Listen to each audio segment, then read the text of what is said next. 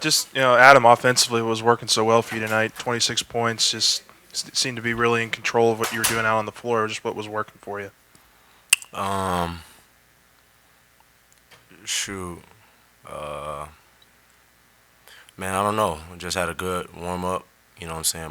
Me and my team had a good 2 days of preparation, and just went out there and executed plays, made reads. You know, my teammates found me off the off ball screens. I think KJ found me on one, even on from the post. So I just went out there and did what we worked on, and it worked. You know what I'm saying? I didn't have to.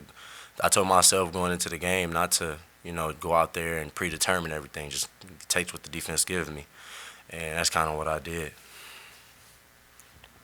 Adam, you started off the game like on fire. It seemed like you couldn't miss, and then for like a period of time at the start of the second half, you weren't hitting like all your shots. But then you picked it up near the end. What was kind of your mindset through like that little dry spell you had? Like, what were you telling yourself during that period of time? Um, I think the biggest growth from my freshman year to my sophomore year to now my junior year is that if I miss two shots, I can't go. I can't leave the game. You know what I'm saying? Like I may have had one rebound, one assist. I got to do better on that end of the ball.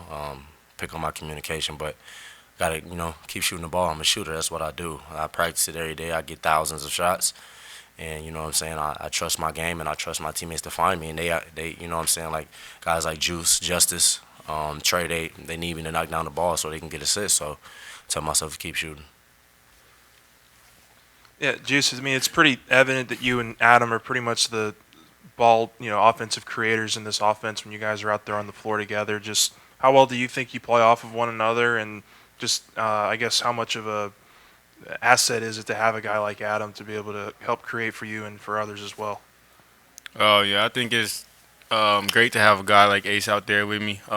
Makes the defense stay honest. Obviously, a 20-point guy each and every night can come out and get 20 points. So feel like it helps me out a lot. Spaces the floor out.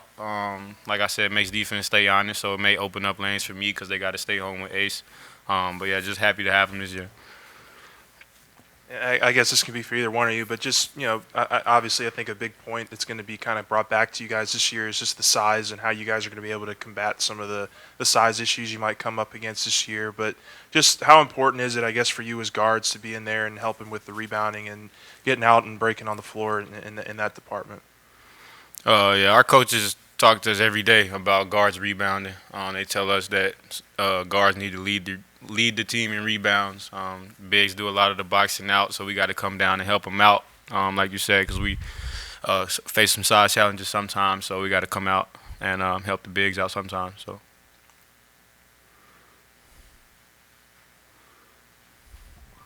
Both y'all faced a lot of man-on pressure today. What was kind of like the mindset with that, like combating the pressure that they brought onto you on the full court, and just like making sure you're keeping control of the ball, weren't turning the ball over, like just making sure that you're keeping pace of the game? Uh, I think you know what I'm saying. They came out and played a hell of a game. I don't think it really was that much pressure though. I think they kind of they picked up full, but I don't think it was really much pressure. I think we got sped up at times on our own end. I think we got cleaned up sometimes. I think I got sped up once too off a ball screen. Tried to throw it to Big Sean. I turned it over through a bounce pass. Got to know who I'm throwing it to. Got to throw it up to him. But I don't think they really sped us up. I think we kind of sped ourselves up, honestly. Yeah, Adam. I mean, you guys have talked about it. Coaches talked about it. This is going to be a growing process, throughout non-conference play for you guys. Just from the first game to the second game, how do you think you guys have grown, and have you seen any subtle differences in how you guys played last game to this one? I think from this game, our transition defense was way better. I think we got to clean up some of our coverages on the ball screens. Um, I think we were pushing it on offense. And I think like guys like Juice, Mwani, they're gonna continue to, you know what I'm saying. All gonna continue to find our games. You know what I'm saying. This is my second game. This is everybody's second game. You see North Carolina versus Charleston out. You see how tough that game was for the number one team in the country.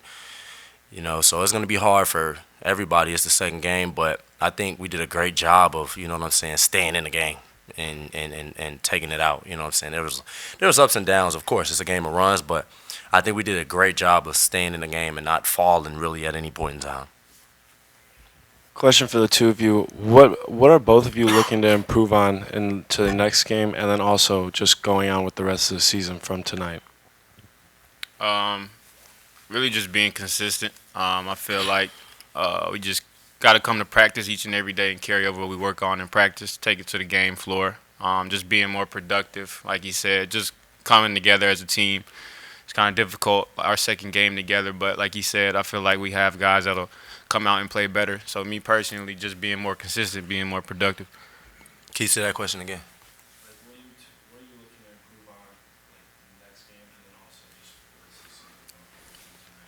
I think I'll team wise. I think be looking to improve. You know what I'm saying? Maintain the lead. I think we got a. Well, I don't know. We got like 13 or 14. But from that point in time, that has to be game right there. You know what I'm saying? I think that's the biggest thing I have to, as a leader, and me and Juice as a leader, we have to make sure once we get that lead, we keep it. That's what great teams do. And you know what I'm saying? It's not going to be every night where I have 26. It's going to be nice where he has 20, 26. KJ, 20, 30. Different guys out there, they're going to keep continuing to find their game, finding what they can and can't do. But at the end of the day, we got to find our niche and get a lead and win the game from there. I feel like in college, that's what the great teams do. Once, you know what I'm saying, they put you down, they never let you get up. Hey guys, this is open to both of you, but just like kind of seemed like looking at your half court offense. In that second half, you guys kind of came out running more of your sets, kind of generating better looks, getting it to your teammates. So, was there kind of a shift at halftime, and how do you think that made it easier for you? Yeah, I feel like sometimes, like he said, we kind of sped ourselves up, and obviously coach recognized that. So not any big adjustments, but sometimes obviously we had the lead, so just not trying to play too fast, coming in, slowing the game down, getting a good shot every time. And usually when we run our sets, we get the shot we want. So that was the main focus in the second half.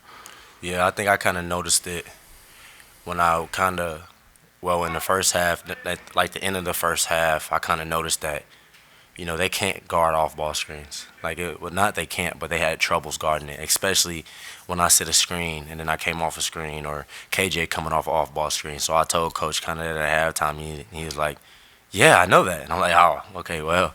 And then he was like, yeah, we're going to get to it. And then that's what we did. So we got better shots, which, equaled better. I think we had a better half that second half. So, you know what I'm saying? It worked once we ran what we had to run.